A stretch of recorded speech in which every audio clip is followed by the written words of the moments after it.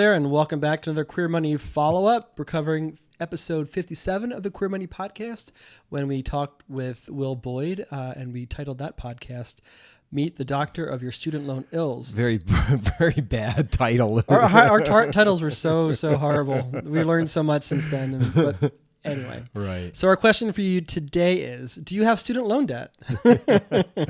And our guess is that probably you do, because most Americans seem to have student loan debt today. It seems to be a very common challenge. Yeah, so I think we're going to say a few things today that I'll just say this. There's going to be some of you who are not going to like at all what we have to say. There's going to be some of you who are going to like what we have to say. And there's going to be some of you, actually, hopefully a lot of you, who are like, that's not a bad idea.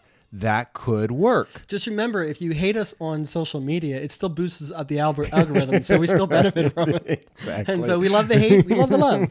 Give it all to us. So speaking of which, like or subscribe to us on YouTube and give us all the love on all the social media so you can know when we go live. And I'll add, if you want gay people, especially gay men, queer people, but especially gay men, to be thought of as more than shirtless men who love drag queens and pop culture and sex, then give thumbs up and subscribe to channels that focus on things that are other than those, right? Because it's only by doing that do you tell Google and YouTube that you like other content, right? So please give it. But we do love drag queens. We do love sex. There's nothing. We do love, what's the other thing? Right. Pop culture. We love There's, pop culture. Right. There's nothing wrong with that. But we are definitely more than that, right? Yes. The LGBTQ community is definitely more than that. Okay. So we asked you the question of, do you have student loan debt? You probably do if you're an American and you're living today.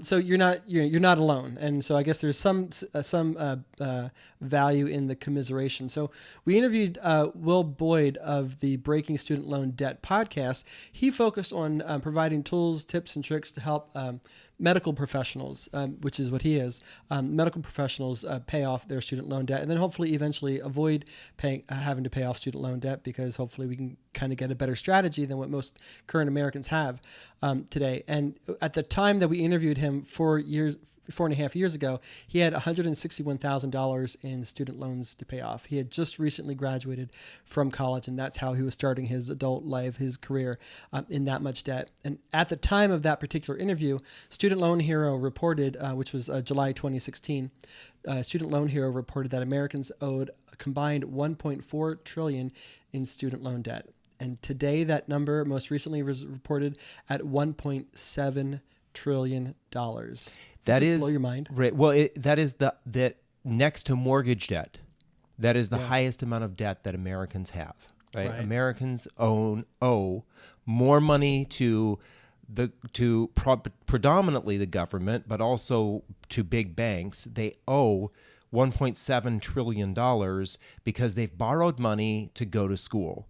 They've borrowed money to get an education and to live a lifestyle while they're in school. Right. And so we're going to talk about some surprising recommendations that we have you probably never heard of. Yeah. But so I think it's important to sort of put this into context, because I think sometimes when we talk about student loan debt, we just talk about numbers and how obscene the numbers are. But there's way more to that than the numbers. Oops, that's the wrong slide. I've got a lot of slides today, people. Will said this on our interview with him. He said, "I feel strongly that we're grossly underestimating how taxing financial worry is on our mental, emotional, and physical health."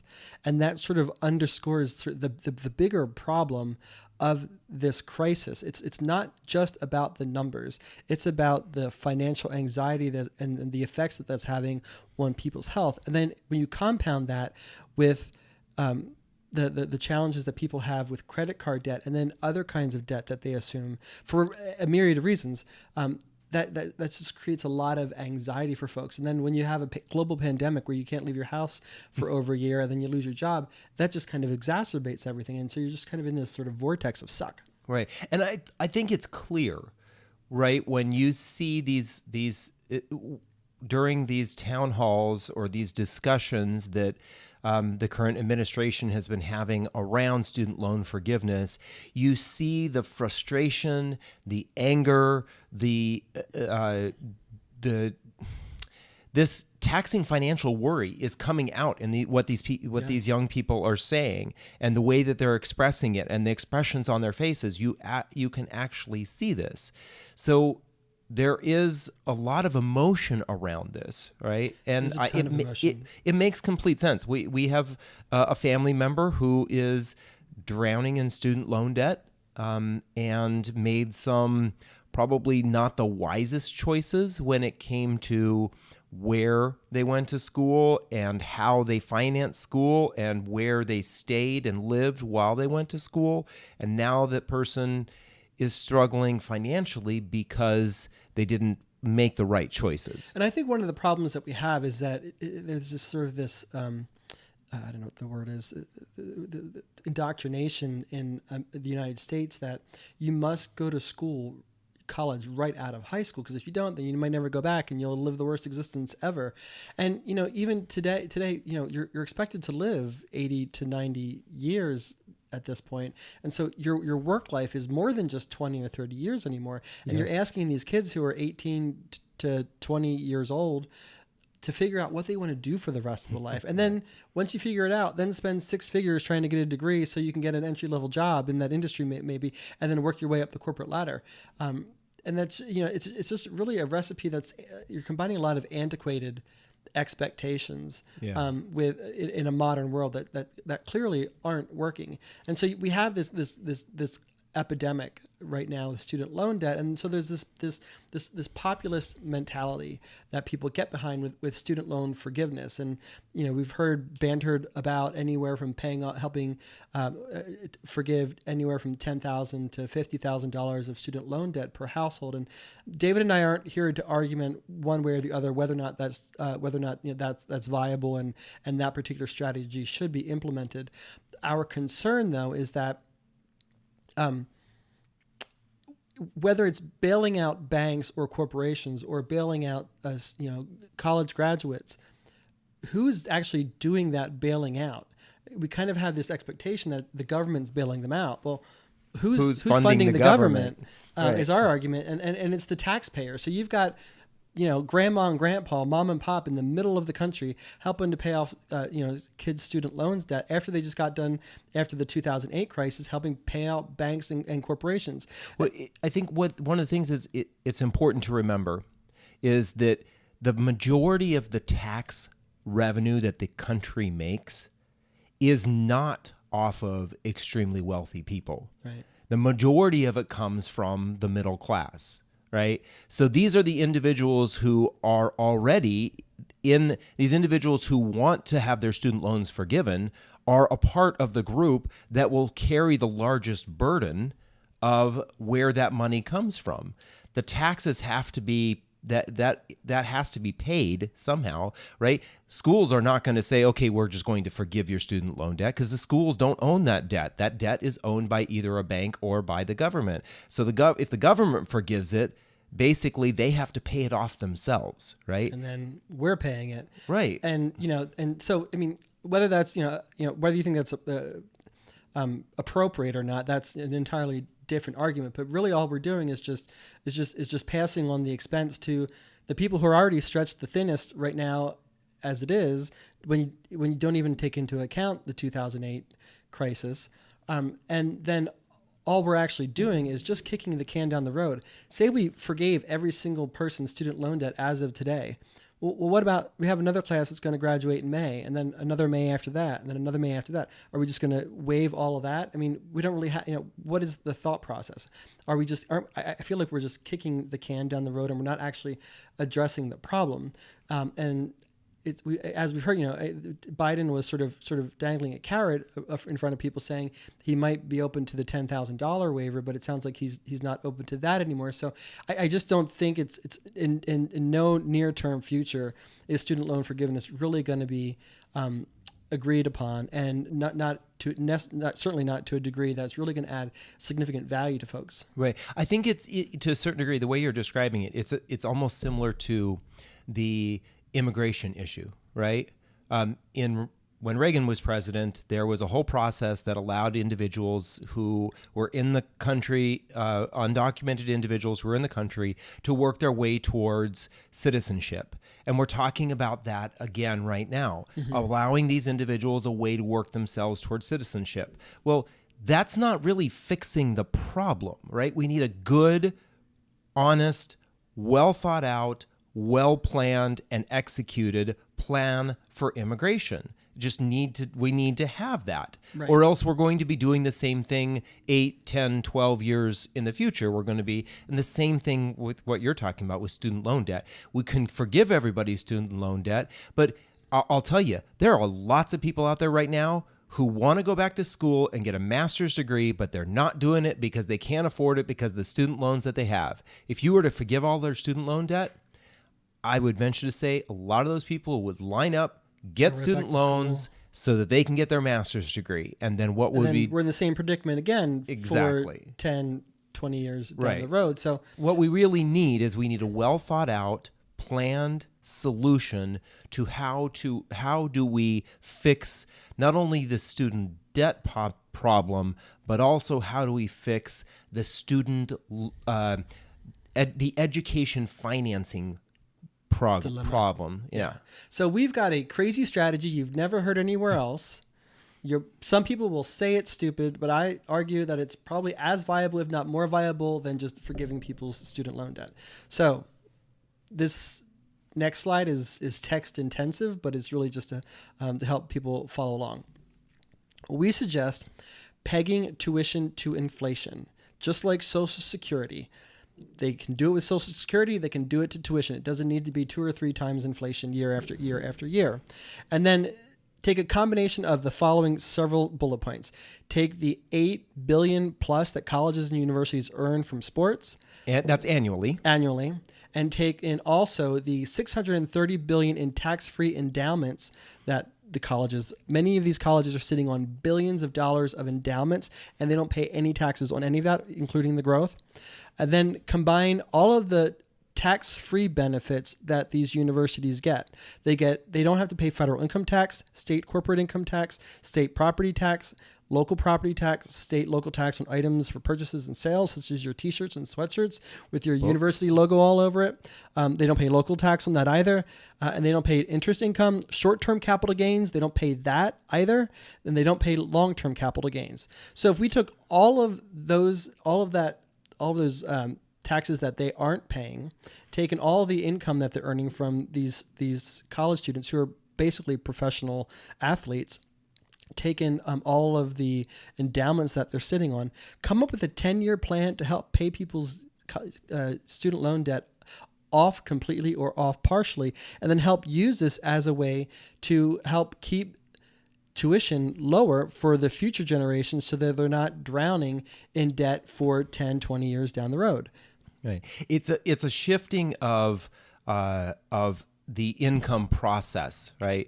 Right now, these not-for-profit institutions are really for-profit institutions that don't pay taxes. It's similar to churches, right? Churches don't pay taxes and they rake in billions of dollars a year, right? And it's a Ponzi scheme. Right. And so similar, I would love it if churches got taxed. That'd be fine with me. They should be taxed. They're not apolitical, clearly. Right. And most of the time, neither are universities. But it's a shifting of away from this tax-free to actually them having to cover the costs of what it is that they're really providing, right? And so they can no longer just continue to sit on all this money and continue to grow wealth. They should actually be looking at how do they reduce their expenses? How do they reduce their income? That's really what we wanted them to do, is reduce their income so that students aren't paying these exorbitant rates. Right. So these colleges are very wealthy. They get all of this money from these wealthy people who aren't paying taxes on their donations, and then they're not paying any taxes or on the growth of those donations. And it's just, I don't know. It's egregious to me how much money and how much waivers and taxes that these colleges and universities get. And then you've got these, middle American families who are struggling and got themselves into a ridiculous amount of debt, in part because they're just raising tuition year after year, way beyond inflation, and arguably the education's not getting better. I mean, we saw a statistic several years ago that it was possible in the 60s and 70s for a student to work part-time and actually pay their way through a top-tier school. They could actually do that. It was viable because that's how much affordable relative to income. That's how affordable college was in the 60s and 70s. Well, that's not the case anymore. It's not possible for a student to work part-time and pay their way through school and graduate debt-free. Right. And I think part of that, I don't want to say part of that, the vast majority of that is universities have the cost of tuition and the cost of living for students has increased dramatically because of what it is that universities and colleges and schools are doing to try to lure students in. Right. It's not just teacher salaries. Teacher salaries have gone up, but I'm sure if you were to ask a professor, has their salary increased at the same rate at which tuition has increased? Probably. The vast majority of them would say bullshit. It definitely has not. So where is the other money going to? It's going to the services that the universities are providing, and many of those services are really kind of like living in a luxury resort. Right.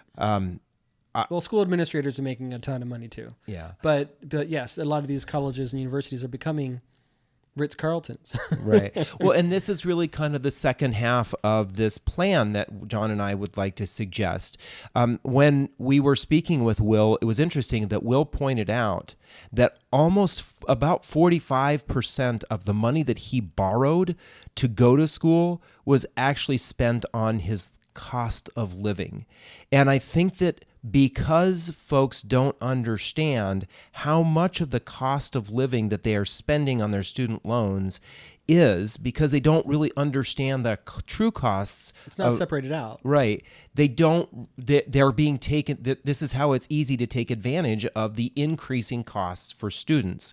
So we want to encourage, or we would suggest, that there is an itemized breakdown of how students borrow money.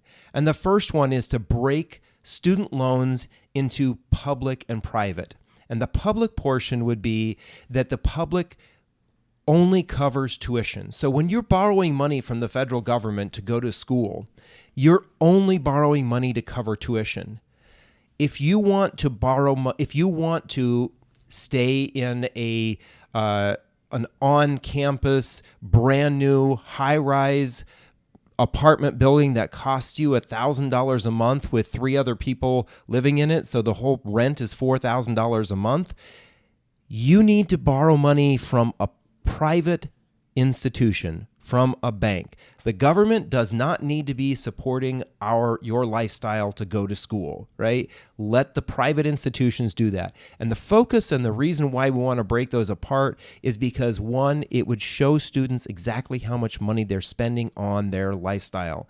And I will venture to say that banks would do a much better job at encouraging students to take out smaller loans when it comes to financing their lifestyle, which would put downward pressure on schools from having these exorbitant wrapped around fees when it comes to tuition.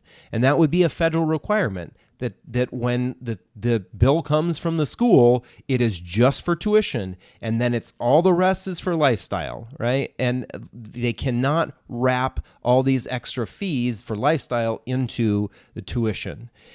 And part of the reason why it would be great to break this apart is the second half of this piece here. We think it would be great to create a program that keeps student loan costs of financing low. We really cannot afford to have students, as a society, we cannot afford students borrowing money at 6, 8, 10, 12%. Some of these students are paying 12% on their student loans. This is stupid. We do not or cannot do that, especially for the tuition portion. So money that is borrowed to pay for your tuition would be borrowed from the federal government And that would create a special program similar to what Sallie Mae does, but that program would provide high-yield bonds or high-yield saving accounts that would only be available to individuals who have reached retirement age. So there are two major problems in America right now. The first major problem is student loan debt. The second major problem is individuals in retirement just don't have enough money. They're struggling, and they can't seem to make money while they're retired because of the risks associated with it. So this second solution, students would be charged 4% for their money that they borrowed to cover their tuition, and it would pay out at 3% to retirees who finance their retirement money with the federal government at a set rate of 3%, which is way more than they're getting right now, provide them enough money to keep on living a comfortable, normal life. And then the difference, that 1% difference, would actually cover the cost of running the program. So what we have here is basically a multi-pronged approach at how we would cover or fix not only the current student loan problem, but the future student loan problem that would help students understand what it is they're really paying for when they go to college, help not only them think methodically about what it is that they want to pay for when they go to college, learn how to pay for it, but in a sense, the young generation is helping out the older generation so they can retire and have enough money to live out in retirement. And then we're also transferring some of the responsibility on capping tuition and financing some of this education onto the universities that are just getting a free load tax ride. Yeah. We're curious what you think of this kind of approach, right? It's a little unique and probably crazy to some people. Right. The student loan problem will not go away. It's similar to Social Security, right? It's just not going to go away unless we figure out a lasting long-term solution to it. And so this is what we are suggesting, is that we look at a multi-pronged approach that helps lower the costs for students, helps students understand what they're paying for, and figures out a way to economically finance student loans in the future. Yeah, I just don't think that, as you know, whether it's the argument's valid or not, I just don't think that student loan forgiveness fixes the problem. I think it's just a temporary Band-Aid, kicks the problem down the road, and then another generation has to deal with it. And maybe we need to get our legislatures, our country leaders to sort of get some courage and to actually provide a solution. So President Biden, Vice President Harris, AOC, give us a call. We're happy to talk about our plan and help you solve this problem. Yeah. So we'd love to hear you folks, what your thoughts are on what our solution is, whether you like it or don't like it, or what edits you have for that. But also let us know if you have student loan debt and you think this should help solve your problem. We would love to hear that as well. So thank you for joining us for another Queer Money follow-up. Here's your Queer Money follow-up takeaway from this particular episode. Da-da! Go ahead and download your free copy of the 5 Building Blocks of a Happy Gay Life at debtfreeguys.com/happy. And then join us tomorrow when we cover episode 58 of the Queer Money podcast. We're going to talk about a very important topic and kind of related to actually what we just talked about. The LGBTQ assisted living crisis in America. We're going to talk about some solutions for that, and what we just talked about, the latter half of this episode, actually might help solve that problem. Yeah. And remember to please give this video a thumbs up, to follow this channel, and to subscribe. Remember, if you want to see more content like this, then you need to tell Google and YouTube, please reward content like this. We like this. Right? We like more than just sex and pop culture and drag queens. They're all fine. We They're like all them good, too. but let's do a little bit more. Absolutely. So thank you, and join us tomorrow for episode 58.